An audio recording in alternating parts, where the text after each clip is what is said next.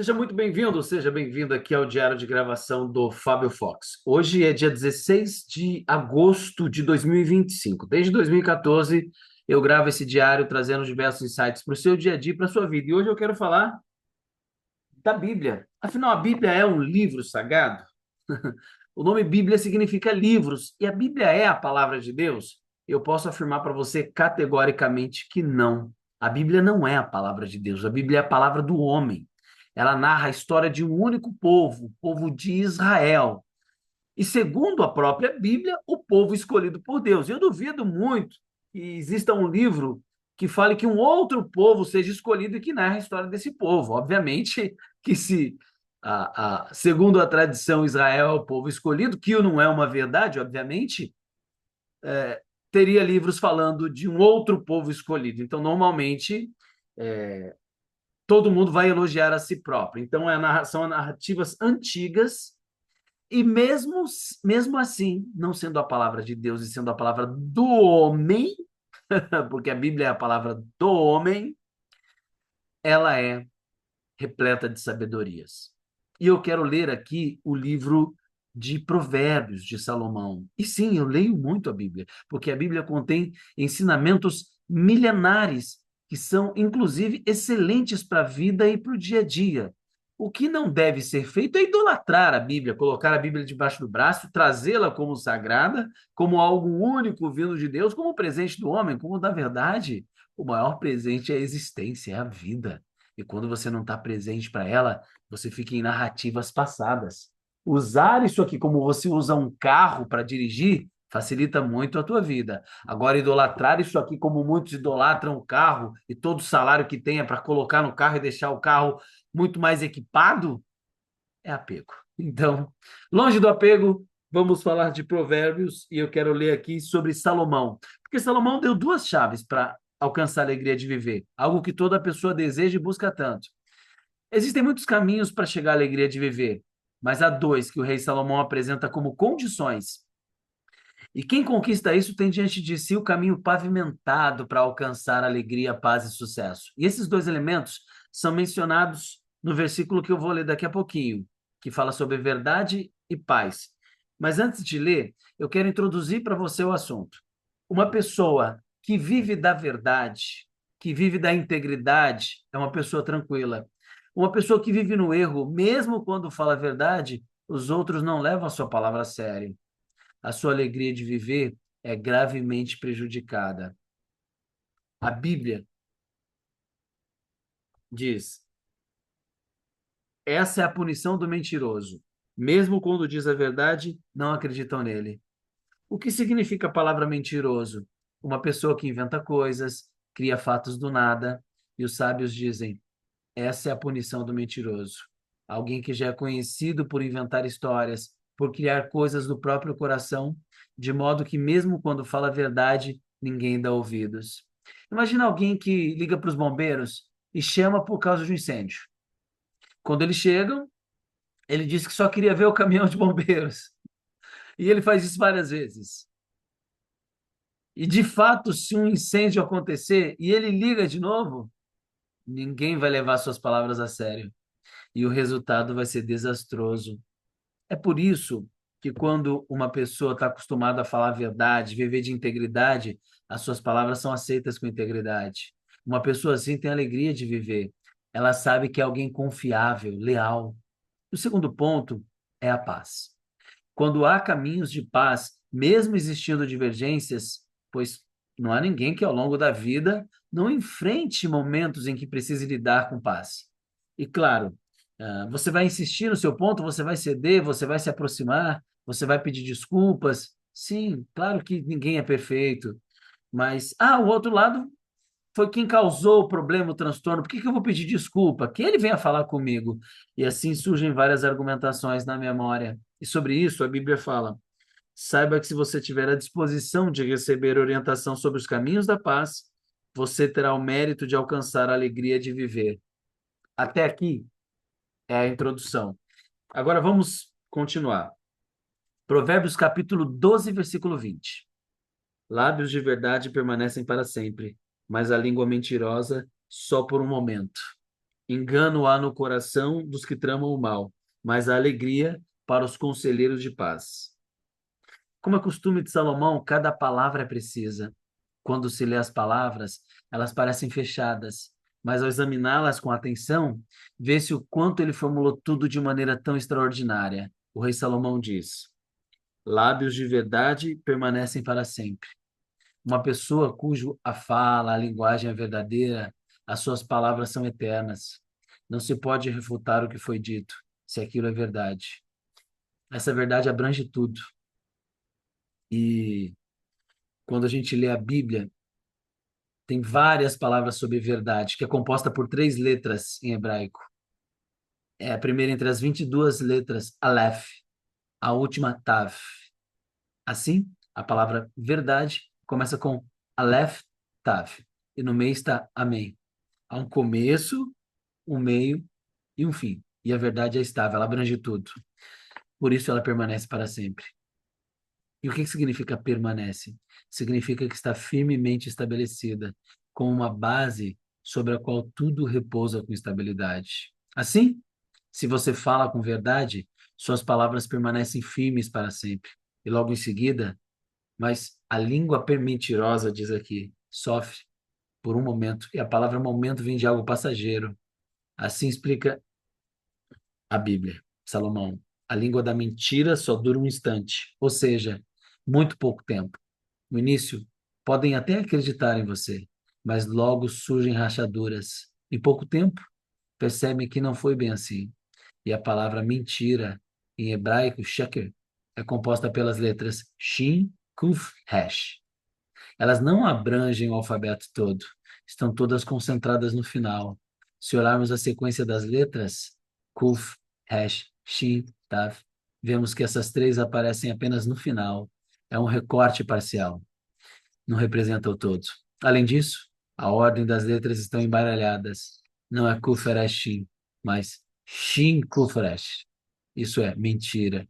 Também a forma das letras são significativas. A letra Aleph é estável, tem dois terminais, só que tem no meio Tav, duas perninhas.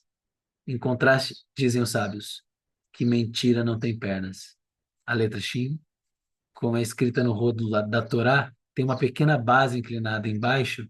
Se alguém tentar copiar de forma improvisada, ela não se sustenta, ela cai. A letra Kuf fica em pé sobre uma só perna, ela cai.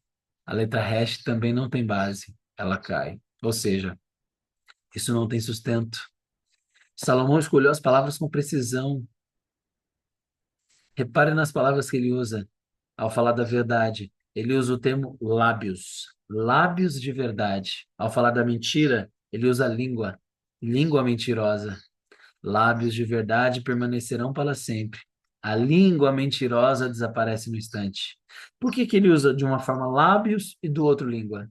Porque os lábios são externos, são a parte de fora, já a língua é interna. E isso nos traz uma mensagem. Exercite-se para que até mesmo as palavras que você expressa de forma superficial com os lábios também sejam verdadeiras. Mesmo nas coisas que não são sérias, treine-se para que a sua fala seja uma fala de verdade. Que tudo o que você disser, mesmo que seja apenas da boca para fora, seja verdadeiro. Já o mentiroso, até mesmo a língua dele, que é a parte interna, que planeja o que dizer e como formular, até isso é mentira. Mesmo as coisas sérias que ele fala, tudo é falso. Uma pessoa assim não é confiável. Ele continua dizendo, Salomão, né? Engano há no coração dos que tramam o mal, mas alegria para os conselheiros de paz. O que significa uma pessoa que trama o mal? Significa que ela aprofunda o pensamento, assim como arar a terra penetrando em sua profundidade. Essa pessoa aprofunda os seus pensamentos sobre como fazer o mal aos outros. Uma pessoa assim tem engano em seu coração. Engano há no coração dos que tramam o mal. Quando alguém não é íntegro, mas tenta planejar como enganar os outros, como tirar dinheiro que não lhe pertence, como manipular alguém, essa pessoa carrega o engano dentro do coração. O que é engano? É mentira. Ele tenta enganar os outros. Isso é uma continuação do versículo anterior.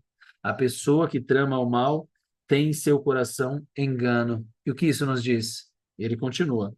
Pelo contraste com o lado positivo, entenda o negativo. Mas a alegria para os conselheiros de paz. Uma pessoa que tem engano no coração não pode ser feliz. Ela vive com medo, está sempre tensa, com receio de que descubram, de que percebam que ela falou algo falso, que notem a manipulação que ela está tentando aplicar, o plano de enganar e tirar algo de alguém, de causar dano a alguém. Quando a pessoa trama o mal, quando seus pensamentos se ocupam com ideias ruins, essa pessoa, diz o rei Salomão, não pense que você está ganhando um pouco mais de dinheiro aqui ou ali. Saiba que isso não compensa. Além da questão legal e da proibição religiosa da lei hebraica, que é proibido roubar, causar dano, sofrimento a alguém, isso não é bom nem para você. Mesmo que você ganhe certa quantia financeira que sente, mesmo sabendo que veio de forma incorreta, ainda que você obtenha esse ganho, tem uma regra muito clara: dinheiro que vem sem justiça, o santo bendito seja sábio. Como tirar isso de volta da pessoa? Esse dinheiro não ficará com ela. O dinheiro que vem com honestidade permanece. Dinheiro que vem de forma desonesta, o Criador tem muitos meios de retirá-lo de volta. E os sábios dizem que a pessoa ainda é punida por isso, por assim dizer, por incomodar o santo bendito seja, que precisa intervir para tirar aquele dinheiro e devolvê-lo a quem foi prejudicado. Não que isso seja difícil para Deus, mas o simples fato de você ter causado a necessidade dessa intervenção já é uma falta pela qual será cobrado. Uma pessoa íntegra, o dinheiro dela é limpo, é puro. No entanto, o rei Salomão aqui não está falando do aspecto religioso da lei judaica sobre o roubo, mas sim do ponto de vista da própria alegria de viver. Ele diz: você quer ter alegria de viver? Ande com honestidade. Siga os caminhos da paz. Aquele que trama o mal tem engano dentro do coração, em contraste. Mas a alegria para os conselheiros de paz. O que significa conselheiros de paz? Aquele que aconselha o seu amigo a fazer a paz. Quando há tensão entre duas pessoas, briga, atrito, vem um amigo e diz: não ceda, ele te fez isso? Vingue-se, devolva na mesma moeda, mostra que você é forte, que você não pode ser explorado. E aí você percebe que da sua parte, pela verdade, não vai acontecer nada se você ceder. Claro, pode haver casos em que, de fato, se a pessoa ceder, acabarão explorando ainda mais, pisando e humilhando a pessoa. Isso é uma outra questão, mas na maioria das vezes não é assim. Na maioria das vezes, a pessoa que incita o amigo contra o outro, incentivando o conflito, é alguém descrito pelo versículo como tendo engano no coração. Engano há no coração dos que tramam o mal. E esse versículo ele diz que antes a pessoa que por planejar o mal tem engano no coração e por isso não é feliz. Só que aqui diz o seguinte: quando alguém te aconselha a entrar em conflito com outro, essa pessoa tem engano no coração. Ela não está buscando o seu bem, porque quem realmente deseja o seu bem vai te aconselhar a seguir os caminhos de paz. Olha só, qual é o problema em intrigas? Entra em conflito e o que acontece? Diz: se for o verdadeiro amigo, não te aconselharia a fazer nenhum mal e nem adicionar ódio no seu coração contra o próximo. Um amigo de verdade jamais te incentivaria a brigar com outra pessoa, nem a guardar rancor. Por quê? Como diz a Bíblia, paz. Não há ninguém que não tenha a sua hora. Está aqui em Provérbios. Cada um de nós, em um momento, vamos estar ou por cima ou por baixo. E vamos morrer. Somos mortais. Então, talvez hoje você não precise da pessoa que você tem intriga, mas um dia você vai poder se aproximar. E quando você aproximar, ela vai buscar vingança. E quem causou essa vingança? O amigo que te aconselhou a entrar em conflito. E aqui é interessante você anotar o que eu vou te dizer. Preste atenção que é muito importante. Não menospreze o inimigo e não supervalorize mil amigos. E vale a pena você tomar nota. Não menospreze o inimigo. Não diga, você me odeia. Não faça isso. Mesmo um só inimigo já é demais. Não subestime isso. E mesmo que você tenha mil amigos, Isso não significa que pode se dar ao luxo de ter inimigos. Cuide para que ele também seja o seu amigo. Que haja união, paz, amizade, que você tenha um bom nome perante todos. Salomão diz: mais vale um bom nome do que um óleo perfumado. Aqui não se refere a óleo de fritura de cozinha. Antigamente, os perfumes não eram como hoje. Eram à base de óleo. Havia, por exemplo, o óleo de bálsamo, muito caro e valorizado, até hoje, inclusive. É um mistério como ele era produzido na época. Óleo de mirra, como está escrito no livro de Esther. Cada uma das mulheres que o rei talvez escolhesse precisava passar por um ano de preparação antes de ir até ele. 6 meses com óleo de mirra e 6 meses com perfumes e cosméticos femininos. Durante 6 meses, todos os dias a mulher fazia banhos com óleo de mirra, um óleo que suaviza a pele e ao mesmo tempo perfuma o corpo. E depois, mais 6 meses com cosméticos, até o momento de comparecer diante do rei. O óleo de mirra é um perfume extraído de uma planta chamada mirra. Você conhece essa planta? Ela parece espinhosa e seca, mas tem pequenas bolinhas. Parece sem graça, mas ao abrir uma dessas bolinhas, sente-se um aroma maravilhoso. Portanto, quando Salomão diz: mais vale um bom nome do que um bom óleo perfumado, ele quer dizer que ter um bom nome é melhor do que ter o perfume mais refinado. E os sábios perguntam: há tantas coisas boas no mundo, por que ao falar de bom nome, Salomão compara com perfume refinado? Um bom nome é mais doce do que um bolo. Por que ele não comparou outras coisas? Por que ele comparou a perfume? Quando alguém come algo gostoso, somente ele desfruta. Quem está ao lado só observa, mas não sente o gosto, não participa da experiência. Agora, se uma pessoa passa perfume e põe no seu corpo, todos ao redor desfrutam disso. O aroma se espalha e agrada a todos que estão por perto. E até onde esse perfume chega? 5 metros? 10 metros? E depois já não se sente mais. O perfume não se espalha além disso. Mas se você tem um bom nome, até onde ele chega? Ao mundo inteiro. Por isso se diz: por mais que o perfume se espalhe e seja agradável, um bom nome se espalha ainda mais. Você nunca sabe aonde o seu nome vai te levar. Por isso, tenha zelo para manter um bom nome, de forma que, ao mencionarem seu nome nas rodas de amigos, todos falem coisas boas sobre você. Que você tem um bom coração, que você não é explosivo, que você tem domínio próprio, pratica bondade, que é honesto, inclusive nos negócios, que reserva tempos para ler a Bíblia, orar. Ah, mas você disse que a Bíblia é a palavra do homem, não a de Deus. Sim, mas é a palavra do homem do passado, que viveu e traz ensinamentos. Os ancestrais, os nossos antepassados, nossos avós, nossos bisavós passaram por aqui e deixam lições. Quem construiu um prédio há 10 anos atrás está lá pronto para a gente entrar. Quem ouve o conselheiro que promove a paz multiplicará seus amigos e se alegrará com eles mutuamente. A alegria para os conselheiros de paz. Quem aconselha você a viver em paz, isso traz alegria. Quando você pratica a Bíblia, mesmo sendo a palavra do homem, você está praticando sabedoria. E sabedoria não está ligado a acreditar que a Bíblia é a palavra de Deus. E está ligado a você acreditar que os antepassados tiveram experiência suficiente para viver, escrever e deixar para a gente entender o caminho.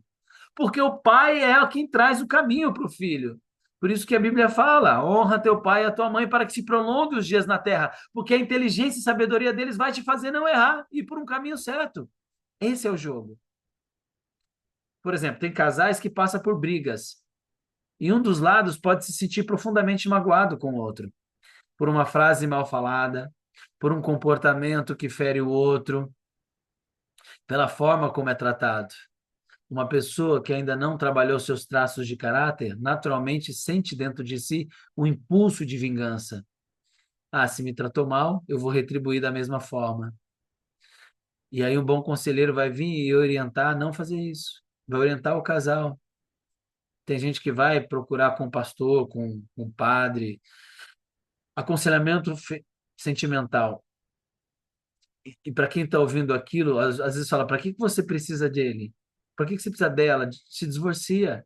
A pessoa vem buscar orientação para paz. Se ela está buscando orientação, é porque ela quer paz. E aí não vale dizer para a pessoa separar, porque quem está dizendo não está no meio do conflito. Então é dar direcionamento para reconciliação e não para treta, não para separação. Eu tenho várias pessoas que vêm com situações ruins, inclusive de ofensas que se repetem no relacionamento. Mas o conselho não é separação, é conciliação, é viver juntos, em amor, em Deus, porque Deus é amor. Então, quando você orienta as pessoas, você pode conquistar tudo o que você deseja, porque você leva a paz para o ambiente, para o casal e para a família. E quando você leva a paz volta para você. Tudo que você leva para o mundo volta para você duas vezes mais. Por isso que é bom doar. Por isso que o dinheiro serve para você guardar, gastar, investir e doar. 10% de tudo doe a viúvas, pobres e crianças, idosos também. Ah, não é na igreja? Não. Lá no Antigo Testamento, quando fala em Malaquias 3:10 sobre dízimo, não tinha igreja.